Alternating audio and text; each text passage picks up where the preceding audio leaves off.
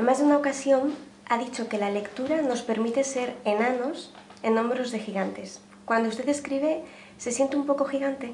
No, en realidad me siento un enano que se ha subido sobre otros gigantes. El gran reto de un autor, en mi opinión, es intentar asumir las enseñanzas de los clásicos y tratar de trasladarlas al mundo contemporáneo. Ya dijo Kant que los grandes temas de la humanidad se van repitiendo cíclicamente. Mi empeño cuando reflexiono y cuando escribo es retomar esos grandes temas y procurar aportar siquiera un poquito de luz teniendo en cuenta las circunstancias contemporáneas en las que vivimos. ¿Qué es más efectivo? ¿Un libro que mueve a la reflexión o a la acción? Pues depende, yo pienso que tiene que haber dos tipos de libros. Desde luego los míos habitualmente son mucho más de reflexión que de acción. A mí me parecen estupendos los libros de autoayuda, pero los libros de autoayuda están fundamentados sobre otras obras que han ayudado a reflexionar. Yo considero que un intelectual, y es lo que a mí me gustaría ser, es aquella persona que es capaz de aportar luces sobre situaciones complejas, y luego habrá otras personas que sean capaces de trasladar ese pensamiento a acciones concretas. ¿Qué le impone más? ¿Los lectores, que quizá no se ven tanto, o el público que le está escuchando cuando pronuncia una conferencia? Pues en realidad, tanto cuando escribo libros como cuando doy conferencias, pretendo establecer un diálogo. Evidentemente, en el caso de las conferencias, de los seminarios, ese diálogo es más cercano. Pero gracias a Dios, hoy en día, a través del correo electrónico, es relativamente sencillo mantener un diálogo fluido con muchos lectores.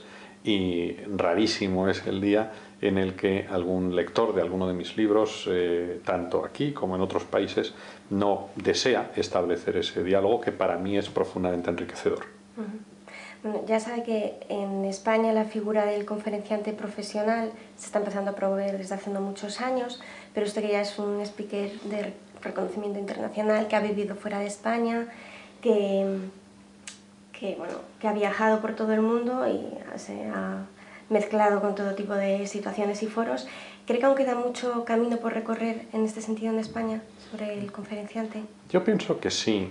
España tenemos todos que ser capaces de superar la leyenda negra, tenemos que ser capaces de superar ese papanatismo de pensar que porque una persona dice algo en inglés ya es más interesante que por decirlo en español.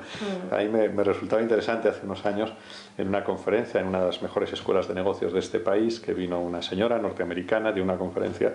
Al salir yo pensaba, después de oír los aplausos, en los que yo también participé evidentemente, pensaba que cualquiera de mis hermanas podía haber dicho exactamente lo mismo, incluso mejor, lo único que en español, ¿no? Tenemos que ser capaces de superar el papanatismo. La gran diferencia entre el pensamiento europeo y el pensamiento americano es que nosotros tenemos detrás la cultura griega, la cultura romana. Hablar de griegos y romanos, a mí me encanta, es hablar de nosotros mismos. Mientras que la cultura norteamericana es una cultura mucho más reciente. Yo comparo la épica del Cid conquistando Valencia con John Wayne pegando tiros en el oeste. Hay una diferencia de aproximadamente 8 siglos y medio. Evidentemente, el pozo cultural con que España puede contribuir al desarrollo de organizaciones y personas es notablemente superior a, digamos, a las aportaciones norteamericanas. Eso sí, los norteamericanos tienen una ventaja muy notable, que es su pragmatismo. Ellos son capaces de ofrecer soluciones, sea usted líder en 15 días, sea usted millonario en 2 semanas, luego ni se es líder ni se es millonario en 15 días, pero en cualquier caso sí que son aportaciones, en algunos casos muy interesantes. Pienso que los autores españoles, o muchos de ellos, lo que podemos hacer es contribuir como arqueólogos a sacar lo mejor de las experiencias de la cultura griega y romana, y de otras, porque también Esparta, Sumeria, Egipto tiene grandísimas aportaciones que realizar al gobierno de personas y organizaciones hoy en día. Entre las muchas cualidades del conferenciante se suele hablar de 3 básicas, que son la especialización. Obviamente el conferenciante debe estar al día y ser experto de aquello que habla, la capacidad de comunicación y el carisma. Entendiendo por esto ganarse el derecho a estar delante de la audiencia. ¿Está de acuerdo con esta afirmación? ¿Añadiría alguna cualidad más básica? Pienso que más que diferenciar, y esto lo traigo al hilo del mundo universitario, más que diferenciar entre profesores y estudiantes, en este caso entre conferenciantes y conferenciados, a mí me gusta decir que el profesor tiene que ser el mayor de los estudiantes, es el que tiene que estudiar más. Por tanto, más que hablar de un derecho a estar delante de la audiencia, obviamente un conferenciante tiene que hacer un esfuerzo por conocer muy bien en la teoría y en la práctica los temas que expone, pero en realidad tiene que ser un permanente estudiante de la realidad, y en ese sentido la interlocución, vuelvo a repetir, con las personas que asisten a las conferencias o a los seminarios que impartimos es parte esencial de nuestra formación. ¿En qué momento de una conferencia sabe o intuye que ya ha conectado con el público? Pues cada conferencia es diferente, no es lo mismo dar una conferencia para 15 personas que para 10.000. He tenido oportunidad entre esas cifras de dar multitud de conferencias, ¿no? Muchas veces la complicidad propia de la conferencia que debe surgir en una conferencia es cuando uno percibe en las caras de las personas que tiene delante que efectivamente se ha producido esa conexión. Recientemente en una conferencia ante miles de personas en Ecuador por invitación del gobierno, yo tuve que solicitar precisamente que quitaran parte de las luces que iluminaban el estrado porque me impedía ver las caras de las personas que tenía delante. Para mí la conexión visual es esencial para saber si efectivamente está produciéndose esa conexión que forma parte primordial de lo que debe ser una buena conferencia. A la hora de preparar una conferencia, ¿es conveniente quizá dejar algún espacio o algún tiempo a la improvisación? Por supuesto, yo considero que hay que dedicarle muchas horas a preparar cada conferencia, y de hecho lo hacemos, pero las conferencias, si no tuviesen ese matiz de improvisación, evidentemente serían sustituibles por una grabación, y eso no es posible.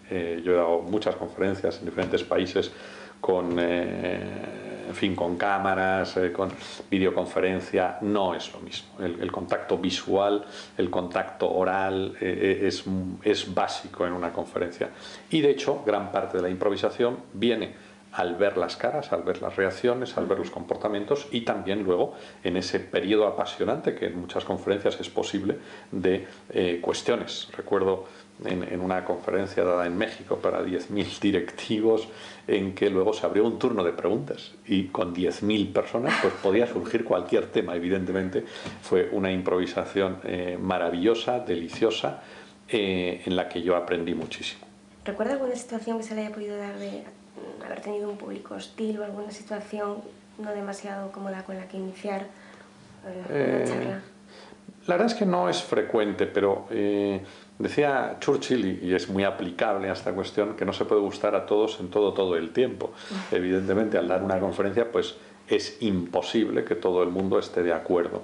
Normalmente suele haber unos niveles de educación alto, pero periódicamente, en mi caso podría decir, pues una vez al año, una vez cada 2 años, pues uno se encuentra con alguna persona, más que con un grupo, con alguna persona que, o porque uno no ha sabido explicarse bien, o porque, digamos, hay un contraste muy fuerte de ideas, o sencillamente porque uno ha tenido un mal día, que puede ser el conferenciante o puede ser el conferenciado, ¿no? Claro. Recuerdo hace unos años, quizás es la única vez que un personaje negaba afirmaciones económicas prácticamente de conocimiento básico, ¿no?, sobre la situación de la seguridad social en España, ¿no? La persona que lo organizaba me decía: no te preocupes, que este es una persona que tiene depresión y utiliza las conferencias para sacar fuera sus demonios, ¿no? Bueno, pues muy bien, es decir, alguna vez puede suceder eso.